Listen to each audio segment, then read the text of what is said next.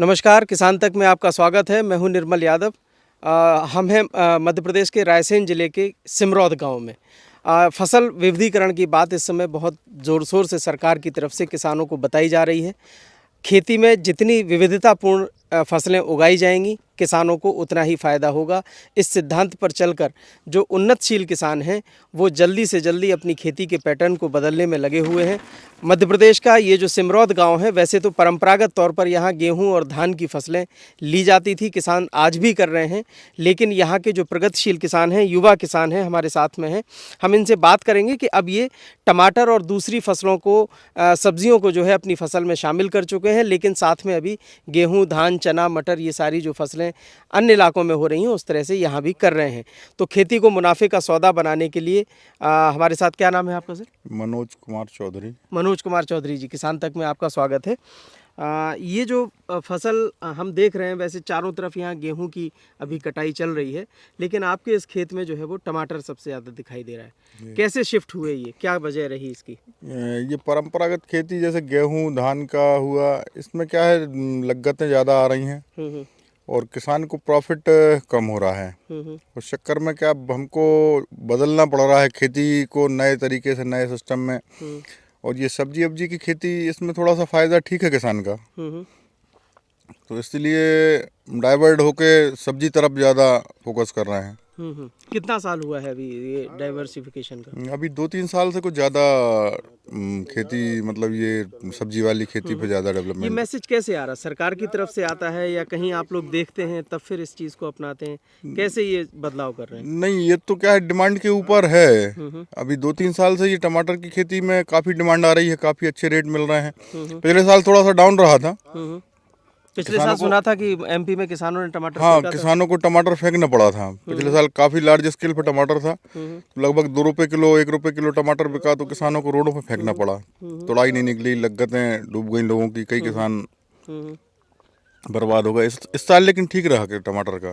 अच्छा, ये बाजार का सिस्टम क्या है? हम ये समझना चाहते हैं कि एक साल तो टमाटर या कोई भी उपज फेंकनी पड़ जाती है और उसके अगले ही साल फिर अचानक से किसान की बल्ले बल्ले हो जाती है, वही टमाटर अब आपको मुनाफा दे रहा है।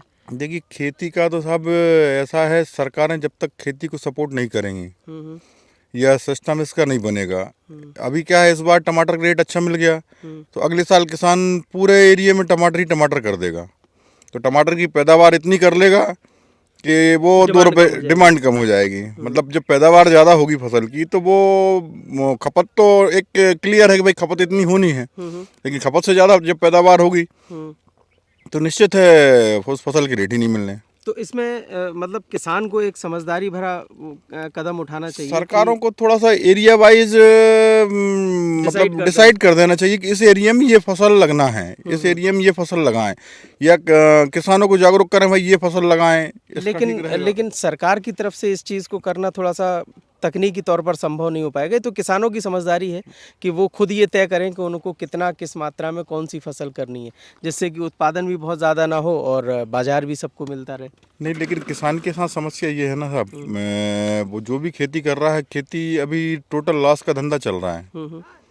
वो तो नए नए प्रैक्टिकल करके कभी फ़ायदा हो जाता है, कभी नुकसान हो जाता है, कभी अच्छा मार्केट मिल गया। अगर तो पिछले साल की बात करें तो आपका कितना लॉस हुआ था टमाटर में? पिछले साल लगभग हमारा 30 एकड़ में टमाटर था, तो उसमें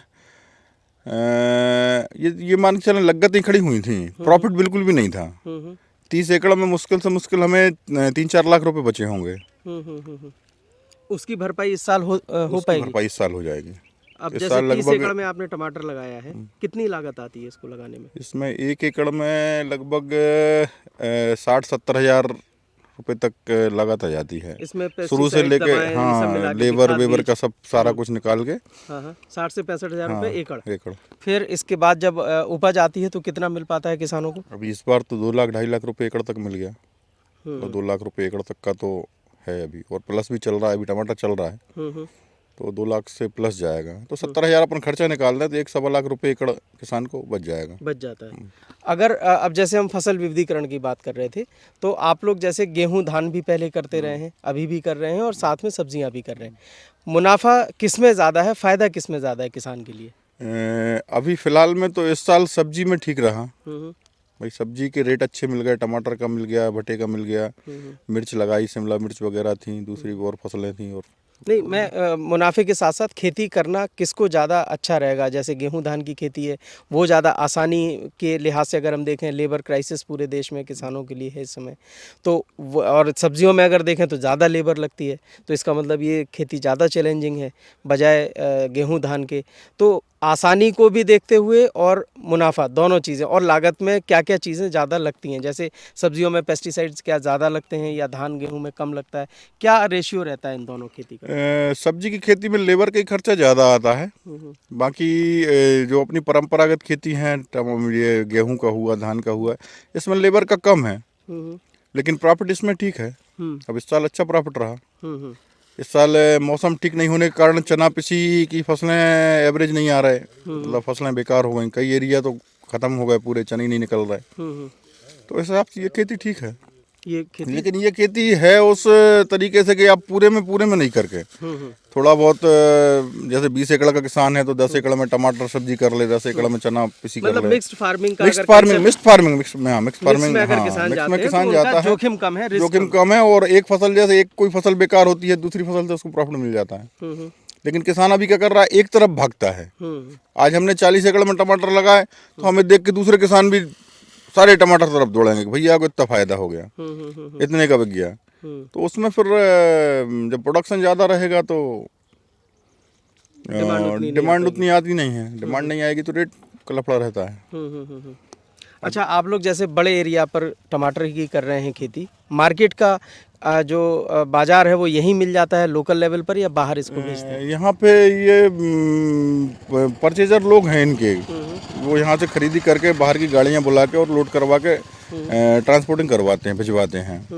अपने यहाँ से उत्तर प्रदेश माल जाता है, दिल्ली माल जाता है, आंध्र प्रदेश माल जाता है। पिछले साल असम तक गया था अपने यहाँ से माल। अच्छा अच्छा। हाँ, तो ये बिचौलिए लोग जो है वो उनके कांटेक्ट होते हैं, तो वो गाड़ियाँ बुला के और वो यहाँ से लोड करवा के और बेचते हैं।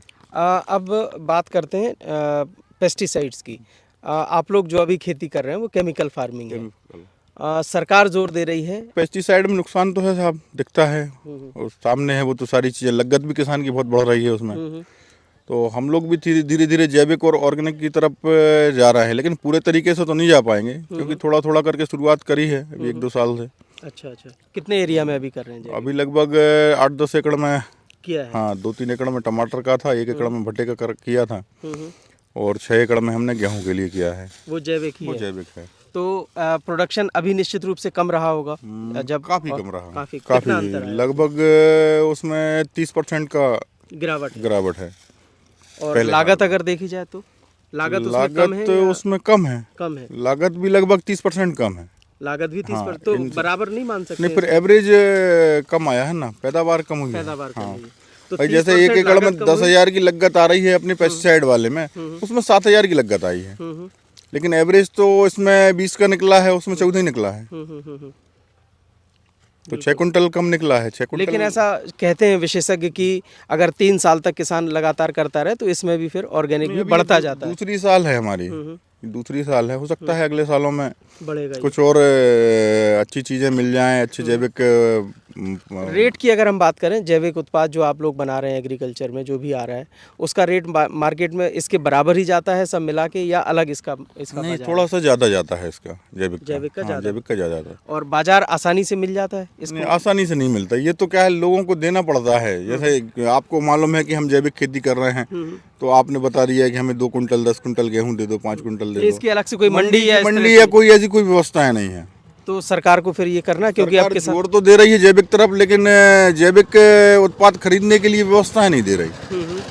भाई हम जैविक पैदा तो कर लें, भले ही कम निकल रहा है, लेकिन जैविक हम पूरा जैविक कर लें, लेकिन उसे बेचेंगे कहाँ, किसको देंगे?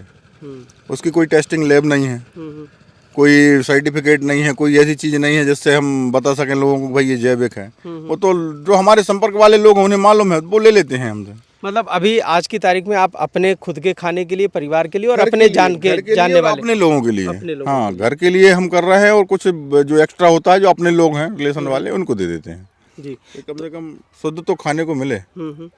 तो आने वाले सालों में जैसे कि आप इस पैटर्न को चेंज कर रहे हैं, अभी गेहूं धान से सब्जियों पर आए हैं और अब जैविक की तरफ भी बढ़ रहे हैं, तो व्यवस्थाएं जैसे बन रही हैं, सरकार की तरफ से भी इस बात को लेकर काफ़ी जोर दिया जा रहा है कि जैविक का एक बड़ा मार्केट हो, उसकी खरीद की पूरी व्यवस्था हो, तो इसमें अभी कितना समय और लग सकता है, आपको क्या लगता है?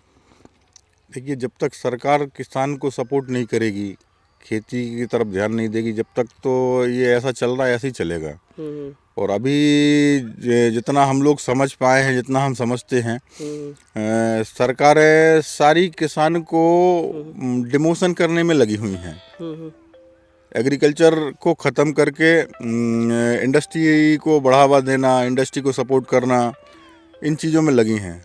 कैसे कह सकते हैं ये चीज़, क्योंकि आपकी खेती तो अच्छी तरीके से हो दिखता है, खेती हम कर रहे हैं, हम हमारे सिस्टम से कर रहे हैं, हमारी व्यवस्था से कर रहे हैं, हमें सरकार की कोई सपोर्ट नहीं है।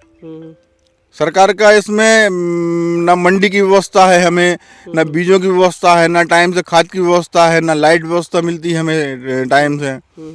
और सबसे बड़ी समस्या इस समय चल रही है लेबर की। बगैर लेबर के खेती नहीं संभव। और आज लेबर की स्थिति ये है, 400 और 500 रुपये दिन में हमें मिल रही है। सरकार घर पे अनाज फ्री दे रही है, राशन फ्री दे दिया, बिजली फ्री कर दी उनको, दुनिया की और व्यवस्थाएं, मकान दे दिया, सब फ्री दे के, तो उनको खाने के लिए चाहिए तो वो काम ही नहीं करने को तैयार ना। लेबर काम करने को ही तैयार नहीं है। और काम करेगी, कर भी रही है, तो फिर वो ऐसे रेट में कर रही है कि यहाँ हमारी लागतें बढ़ रही हैं। जो 200 रुपये दिन, 250 रुपये दिन लेबर चलती थी, वो आज 500 रुपये में मिल रही है। तो हमारी ये लागत है तो दुगनी हो गई। लेकिन आप जैसे बड़े जो किसान हैं उनके लिए तो किसी तरह ये झेल लेते हैं, सपोर्ट टॉलरेट कर लेते हैं। छोटे किसानों के लिए तो और छोटे किसान को संभव नहीं है साहब, छोटा किसान संभव नहीं है, क्योंकि लेबर को एडवांस पैसा भी देना पड़ता है, रुकने के लिए व्यवस्थाएं, सारी व्यवस्थाएं, यहाँ खाने पीने की सब व्यवस्थाएं देनी पड़ती है। किसान इतना कैसे करेगा, छोटा किसान कैसे संभव है? ये व्यवस्थाएं दे रहे हैं तो वो आके रह रहे हैं, कर रहे हैं काम, करते हैं काम, लेकिन करेंगे वही 500 रुपये 400 रुपये दिन में। तो यहाँ तो हमारी लागतें दुगनी हो रही हैं। तो जिस प्रकार से हमारे साथ में जो युवा किसान हैं, भविष्य को लेकर जो चिंता है वो वाजिब भी है कि लेबर के कारण कॉस्ट जो बढ़ रही है खेती में, वो कहीं ना कहीं छोटे किसानों को, जो कम जोत के किसान हैं, उनके लिए एक चैलेंज बढ़ा रही है, चुनौती बढ़ा रही है। लेकिन फसल विविधीकरण के साथ साथ जो नए नए प्रयोग यहाँ खेती में हो रहे हैं, वो भी बाकी दूसरे किसानों के लिए एक उम्मीद जगाते हैं। रायसेन जिले से किसान तक के लिए निर्मल यादव। अगर ये वीडियो आपको पसंद आया है तो इसे लाइक ज़रूर करें। अगर चैनल अभी तक सब्सक्राइब नहीं किया है तो कर लें और नोटिफिकेशन पाने के लिए बेल आइकन भी दबा दें।